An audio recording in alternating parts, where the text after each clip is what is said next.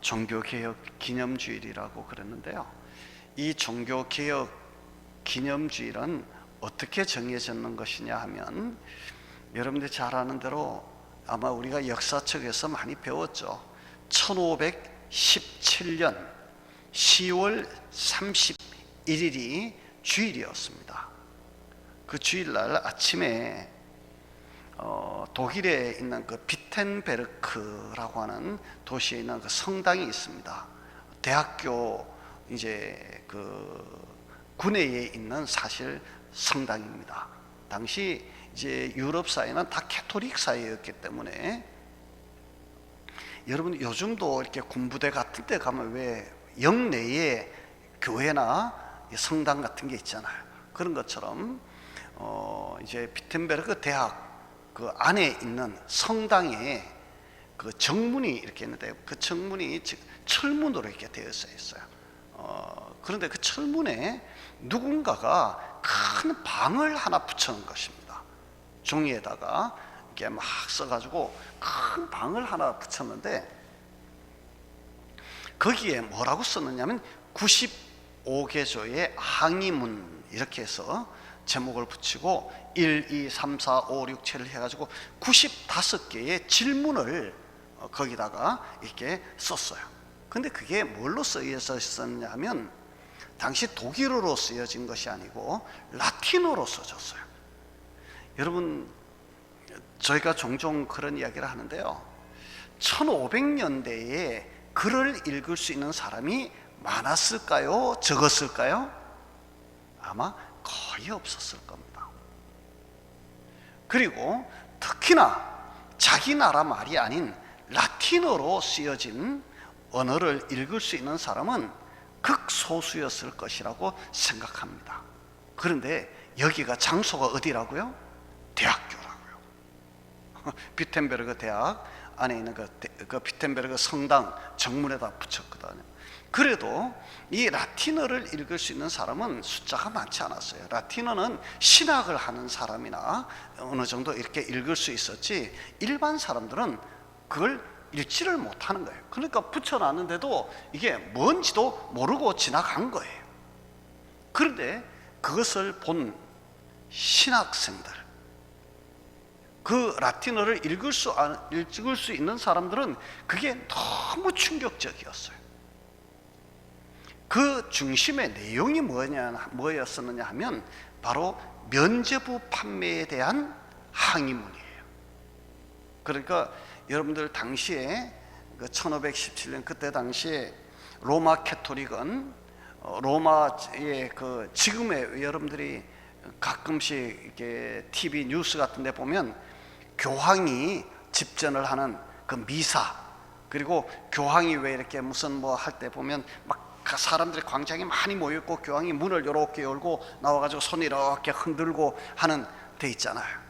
지금도 여러분들이 그 로마에 여행을 가면 반드시 아마 그 로마의 그 베드로 대성당이라고 하는 이곳을 가게 될 텐데요, 당시에 이 베드로 대성당을 짓고 있었거든요.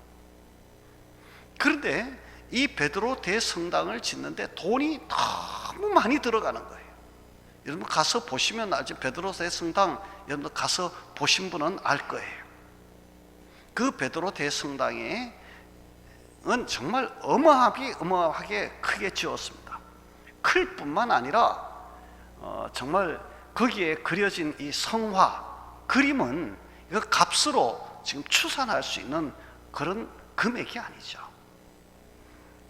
천장하라든지 벽화에 그려진 그 부분에는 실제적으로 이 금을 녹여서, 노란색은 금을 녹여서 금으로 그렸어요. 지금도 가서 그거 여러분들 이렇게 긁어 오면 그게 금이에요. 노란색 금을 녹여서 그리고 다른 것들도 다 이렇게 천연 안료를 가지고 이렇게 그림을, 이렇게 벽화를 그렸어요. 그러니까 그게 여러분 도대체 어느 정도일 거라고 생각하세요? 그리고 이 기둥들을 보면 대리석 기둥을 이렇게 세우는데, 사람이 우리 이런 기둥은, 이거는 기둥도 아니에요. 기둥의 크기가 얼마나 큰지 사람이 이렇게 몇 사람이 가서 이렇게 안을 만큼 큰 기둥들이 이렇게 중간중간 이렇게 서서 이렇게 성당을 떠받치고 있어요. 너무 많은 재정이 들어가다 보니까 당시에 온 유럽 사회가 사실 다 캐토릭이잖아요. 당시에 이 교황의 권력이라고 하는 것이 얼마나 막강했는지는 여러분들이 역사에서 많이 배웠잖아요. 웬만한 국가의 왕들은 교황이 파면도 하고 해임도 하고 그렇게 했어요. 그러니까 이 교황의 승인을 받지 못하면 왕노릇도 못했어요. 그럴 정도였으니까 온 유럽이 전부 덤벼들어서 이 베드로 대성당을 짓는데도 돈이 모자랄 지경이에요. 그러다가 그들이 생각해낸 것이 뭐냐면 바로 이 면죄부 판매였어요. 지옥에 가 있는 부모라고 할지라도 이 지상에서 면죄부를 사면 그 면죄부 사는 그 돈이 연복에 떨어지는 순간 지옥에 있는 영이 연옥으로, 연옥에 있는 영이 천국으로 옮겨간다라고 하는 이 말도 안 되는 이야기를 팍 하면서 면죄부를 파는데요.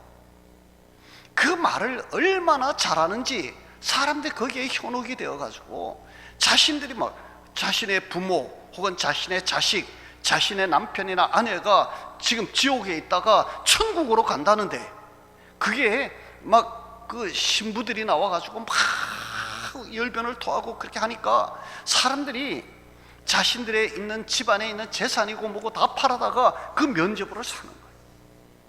이런 것을 보면서 루터가 너무 마음에 막 이게 마음에 찔리는 거예요. 도대체 이게 맞는 소리를 하고 있는 것인가? 우리의 구원이라고 하는 것이 돈 몇 푼으로 우리가 구원을 살 수 있는 것인가? 너무 고민이 되어서 이 루터가 거기다가 이 라틴어로 된 95개조의 항의문을 갖다 내건 거예요. 그게 1517년 10월 31일이었고 그래서 그날을 기념해서 우리는 10월 마지막 주일을 종교개혁 기념주일로 지키고 있습니다. 자, 그렇게 했던 그 라틴어로 붙였던 이 항의문이 얼마 지나지 않아서 영어로 번역이 되어지기 시작했고 영국에 있는 온 유학생들이 영어로 번역해서 영국으로 먼저 가고 그 영국에서 다시 그것이 온 유럽으로 이 사회에 퍼지면서 이 종교개혁의 그 정신은 정말 이 중세 유럽의 어떤 정치, 사회, 문화, 경제 모든 틀을 바꾸었다라고 이야기할 만큼 지대한 영향력을 미쳤었는데요. 이 종교개혁 사건이 이루어지게 되어진 것은 결국은 이 베드로 대성당을 짓기 위한 면죄부 판매, 이것이 종교개혁의 실제적인 계기가 되었다라고 본다면 여러분들 이 베드로 대성당을 그때 당시에 왜 그렇게 크게 지으려고 했을까요? 아마 그 당시에 교황을 비롯해서 그 당시에 사람들은 자신들의 어떤 그 화려한 대성전을 지음으로써 우리가 이만큼 자랑스럽다, 우리의 힘이 이 정도다 라고 하는 것을 아마 온 세계에 전하고 싶었던 것이 아닐까. 스스로 자기 자신들의 업적을 자랑하고 자신들의 어떤 자랑을 하기 위해서 그런 대성당을 지으려고 했던 것이 아닐까. 우리가 생각한다면 여러분, 이 종교개혁은 결국 인간의 허망한 어떤 자기 자랑을 무너뜨리는 그런 출발점이 바로 이 종교개혁이었다. 그런 측면에서 오늘 저는 그리스도인의 자랑은 무엇이 되어야 하는가 라고 하는 이 제목으로 말씀을 좀 나누려고 그렇게 생각을 합니다. 로마서를 쓰고 있는 사람은 누구입니까? 사도 바울입니다. 여러분들이 잘 알다시피 사도 바울은 정말 인간적으로 보면 자랑할 것이 참 많은 사람입니다. 일단 그는 출신 배경이 너무 좋습니다. 적어도 그는 유대인입니다. 정통 유대인이죠. 그 중에서도 베냐민 지파 사람입니다.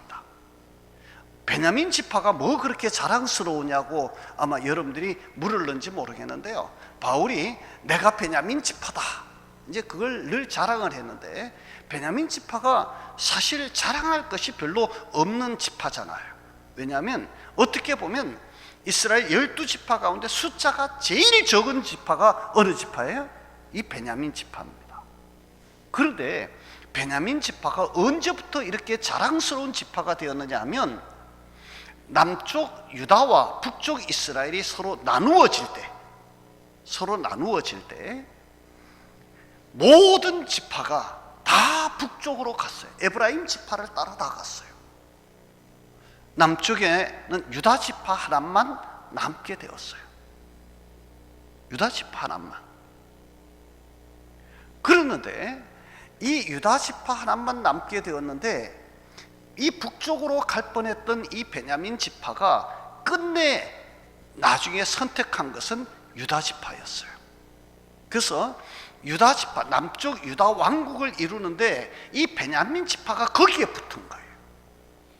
이것이 베냐민 지파에게는, 우리는 정통적으로 유대 지파에 붙어서 유대 지파와 함께한, 그러니까 예수 그리스도, 다윗의 후손으로 오신 예수 그리스도에게 붙은 우리는 그런 하나의 줄기다. 이것이 그들에게는 굉장한 자랑거리였어요. 거기다가 이 바울은 여러분들 유다의 베냐민 지파에다가 여러분들 공부를 많이 해가지고 가말리엘 문화라고 하는, 당시에는 최고의 학부라고 하는 이 가말리엘 문화생이에요.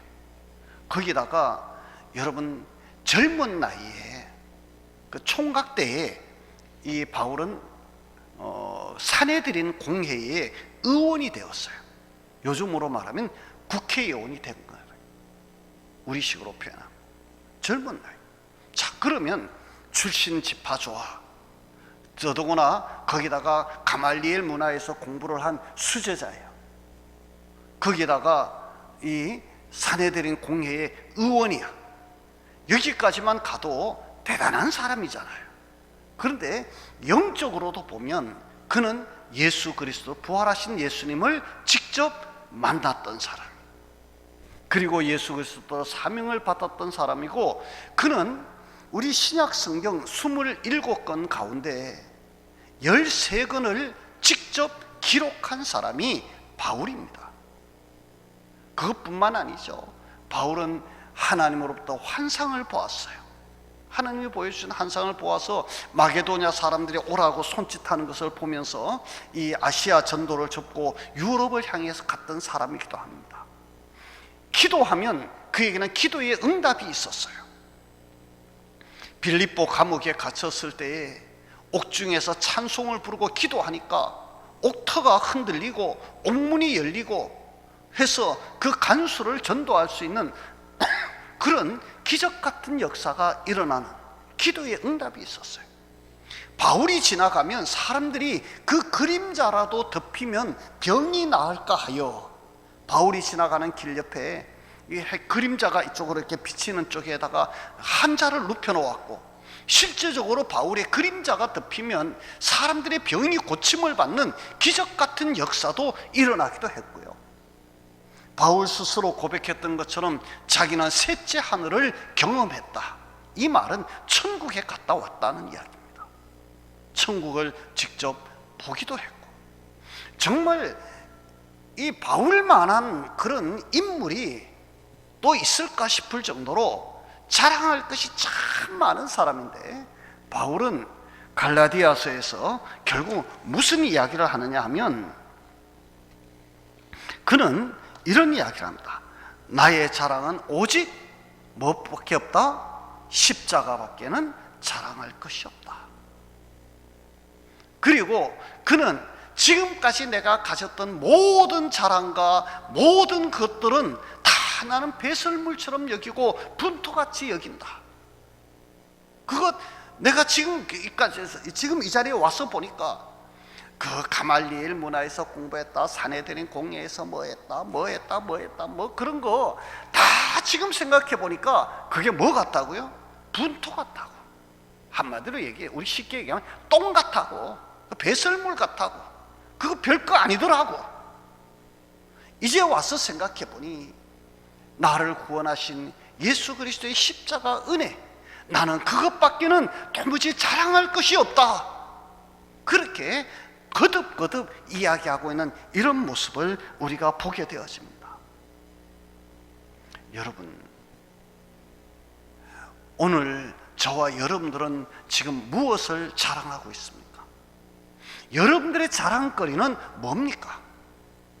내가 다른 사람보다가 물질이 조금 많다고, 내가 다른 사람보다 좀 더 많이 배웠다고, 내가 좀 더 좋은 차 타고 좀 더 넓은 집에 살고, 그것이 우리의 자랑입니까?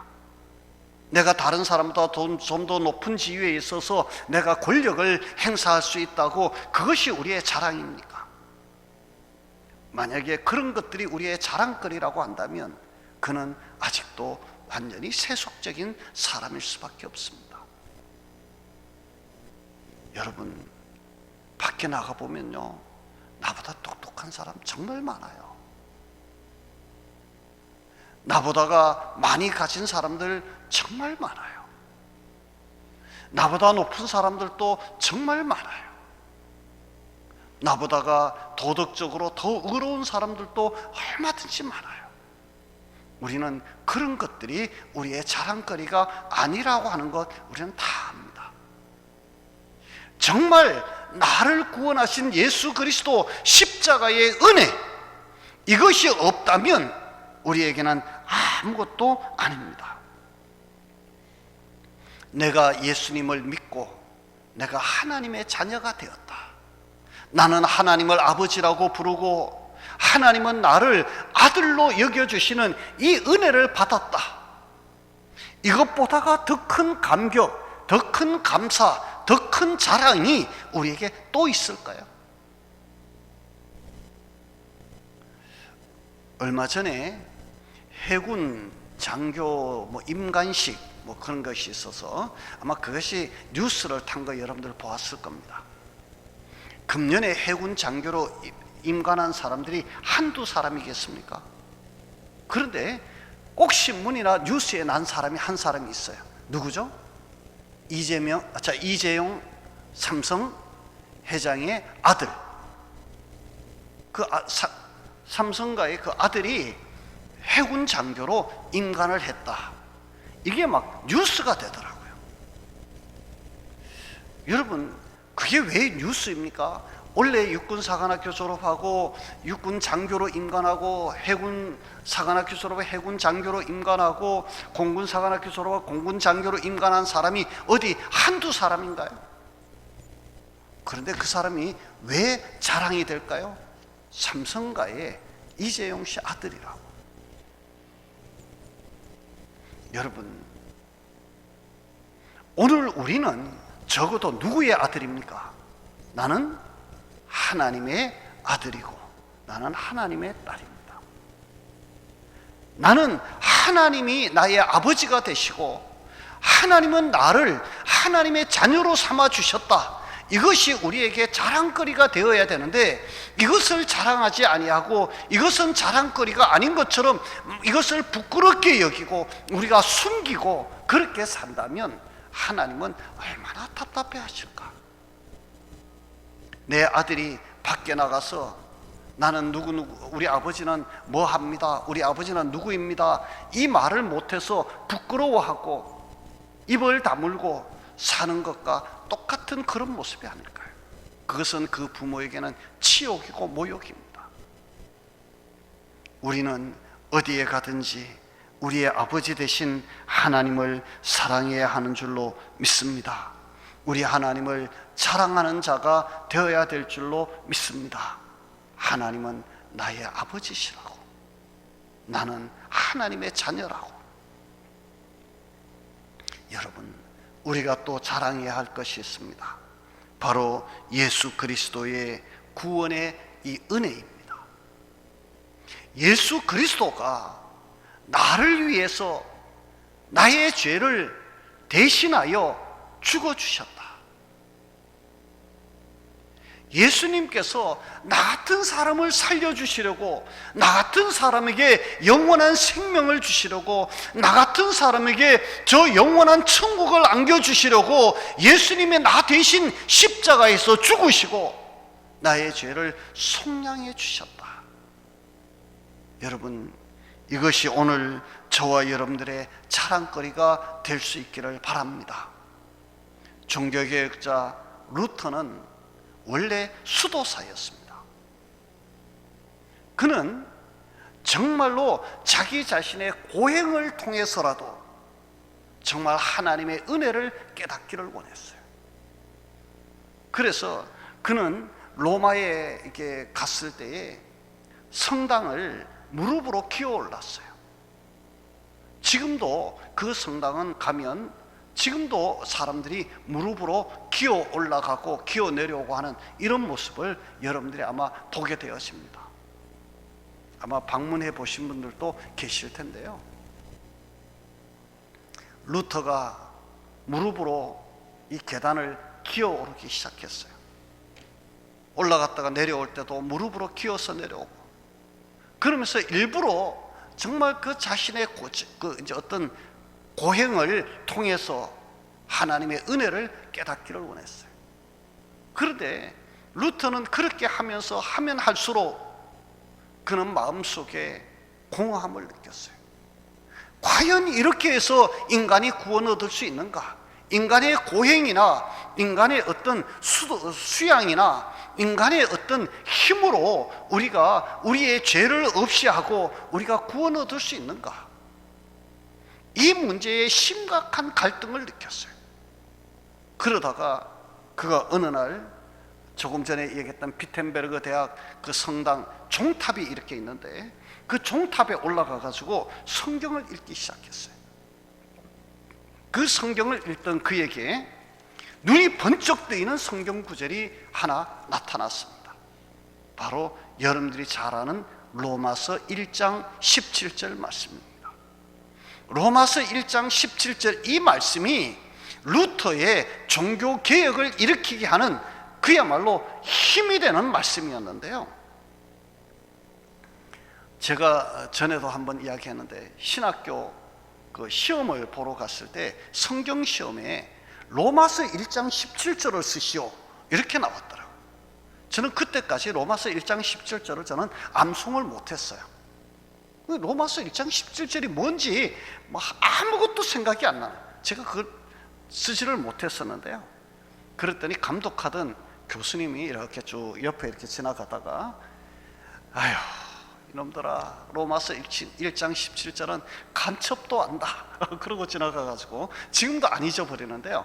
여러분 간첩 안 되려면 로마서 1장 17절 외우세요. 로마서 1장 17절 복음에는 하나님의 의가 나타나서 믿음에서 믿음으로 이르게 하나니 기록된 바 오직 의인은 뭘로 말미암아 살리라? 믿음으로 말미암아 살리라. 이게 로마서 1장 17절인데요 하박국서를 인용한 말씀이죠. 오직 의인은 뭐로 말미암아 산다? 믿음으로 말미암아 산다. 이 말씀을 읽는 순간에 그 루터에게는 막 눈이 번쩍 뜨였어요. 그 루터가 무릎을 꿇고 성경을 촛불을 켜놓고 성경을 읽다가 자기 무릎을 탁 쥐면서 할렐루야, 바로 이것이다.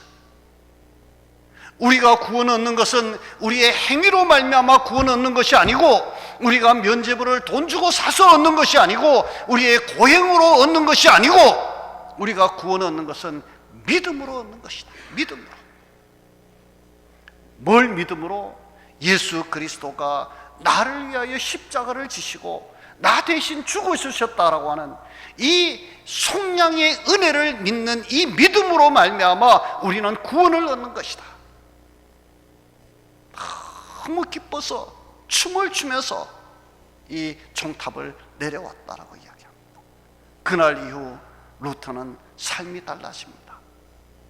그런데도 거리에 나가면 아직도 막 사람들이 면죄부를 팔고 면죄부를 사면 마치 지옥에 있던 영혼이 천국으로 옮겨가는 것처럼 이야기하고 거기에 막 사람들이 몰두하는 모습을 보면서 루터는 이 항의문을 갖다 내요.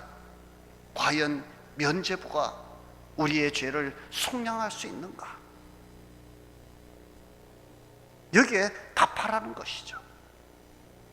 여러분, 그러나 그것은 결국은 교황청의 심기를 건드리게 되어지고 결국 그는 보름스 의사당에서, 보름스라고 하는 이 의사당이라고도 이야기하고 성전인데요, 사실은 성당인데 그 성당에서 재판을 받잖아요. 그는 그 재판을 받는 과정에서 사형 선고가 내려질 거라고 하는 사실을 너무 누구보다도 잘 알았습니다. 사형 선고가 내려지면 당시의 사형은 화형이었습니다. 산채로 불에 태워지는 것입니다. 그것을 알면서도 그는 두려워하지 않았고 그는 그 성당으로 들어가면서 성당의 지붕이 붉은 기와를 막 이어놓는데 그 성당 기와가 얼마나 많겠어요. 근데 저 귀화가 전부 마귀가 되어서 나를 대적한다고 할지라도 하나님이 나의 산성이 되시고 하나님이 나의 방패가 되시고 하나님이 나의 보호자가 되어 주실 것이라고, 그러면서 여러분들이 잘 아는 내주는 강한 성이요 방패와 병기 되시니 이 찬송을 부르면서 그 보름스 의사당으로 들어갔다고 그러잖아요. 루터를 너무나도 잘 아는 사람이 루터를 탈출을 시킵니다.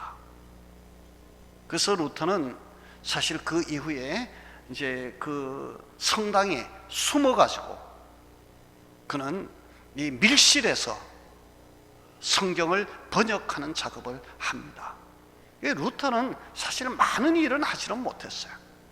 그 밀실에 숨어가지고 이제 얼굴이라든지 이런 거 드러나면 안 되니까 기사 복장 있잖아요. 왜 철판 같은 거 가지고 얼굴도 이렇게 가리고 뭐 이렇게 한 기사, 옛날 중세 기사 복장을 하고 이 밀실에서 이 라틴어로 되어진, 그때 당시에 모든 성경은 라틴어로 읽었거든요. 라틴어로 되어진 성경을 읽으니까 일반 성도들은 아무것도 모르잖아요. 그냥 읽으니까 성경인가 보다. 그리고 신부가 강론을 하니까 그런가 보다. 그러고 따라간 것이죠. 그래서 이건 아니다, 성경을 읽게 해야 된다. 그래서 라틴어로 된 성경을 독일어로 번역을 했는데요, 이것이 사실 성경 번역의 최초의 시작이라고 봐야 되겠죠. 물론 그 이전에도 성경 번역 작업이 있기는 했지만 제대로 된 성경 번역은 바로 라틴어를 독일어로 번역한 루터의 성경 번역입니다. 독일어로 번역되어지니까 이제 이 성경은 독일 사람들에게 성경이 너무 많이 읽히게 되어지고, 그러면서 사실 종교개혁이라고 하는 이 꽃이 피게 된 것이죠. 자, 여러분, 루터는 하나님께서 나를 속량해 주셨다, 하나님께서 나를 구원해 주셨다, 예수님께서 나를 대신하여 십자가에서 죽으셨다, 이것이 너무나도 고맙고 감사했어요. 그리고 이 일은 예수 그리스도를 믿는 모든 사람에게 미치는 은이 차별이 없다라고 우리 성경은 이야기를 합니다. 예수 그리스도의 이 구속의 은혜는 모든 믿는 사람들에게 차별 없이 임하는 것이다. 유대인이든지 헬라인이든지 자유인이든지 종이든지 부자든지 가난한 자든지 뭐 주인이든지 종이든지 상관이 없다. 누구든지 예수 그리스도를 믿기만 하면 모든 사람들에게 미치는 하나님의 의다. 이것이 사도 바울에게는 자랑이었고 루터에게는 이것이 감격이었어요. 오늘 저와 여러분, 우리가 예수 그리스도로 말미암아 죄사함의 은혜를 입고 우리가 예수 그리스도로 말미암아 구속을 받은 천국 백성이 되었습니다. 우리 같은 사람이 정말 옛날 그 이스라엘 백성들이 보면 우리가 어떤 사람으로 비쳤겠어요? 여러분들 종종 제가 하는 이야기인데요. 당시 유대인들은 이방인들을 지옥 불에 그 지옥 불을 이렇게 피우는 땔감이라고 생각했거든요. 그런 우리가 구원받아서 하나님의 자녀가 되었고, 우리가 하나님을 아버지라고 부르게 되었고, 우리가 하나님의 자녀로 이 세상을 살다가 이 세상 마치는 그날 천국문에 설 때에 주님이 우리를 영접해 주시고, 우리는 천군 천사의 손을 잡고 하나님의 보좌 앞에 둘러서서 우리 하나님께 찬송하며 영광을 돌리고, 우리는 그 천국길을 걸으면서 천사의 수종을 받는 그야말로 귀한 하나님의 자녀가 되어질 터인데, 이 놀라운 은혜를 받은 우리들이 이 세상에 살면서 세상의 것에 취해서 세상 것을 자랑하고 세상 것을 뽐내고, 그렇게 우리가 살 수는 없는 것이다. 우리는 어디에 가서든지 예수 그리스도를 자랑하고 예수 그리스도를 찬송하고 예수 그리스도에게 영광을 돌려드리는 이 은혜의 생활, 믿음의 생활을 해야 된다라고 하는 것, 이것이 바로 오늘 우리들의 신앙 개혁이 되어야 된다라고 하는 것. 인간적인 어떤 면모를 자랑하는 것이 아니라 주님을 자랑하는 성도, 바로 그런 성도가 이 개혁자의 삶을 사는 성도다. 우리가 세상을 바꿀 수는 없을런지 몰라도 우리 자신을 바꿀 수는 있잖아요. 우리 한 사람 한 사람 우리의 자신을 바꾸어서 하나님을 기쁘시게 하는 그런 성도로 살아가는 저와 여러분들이 다 되기를 주님의 이름으로 축복합니다. 우리 기도합니다. 하나님 아버지, 고맙습니다. 오늘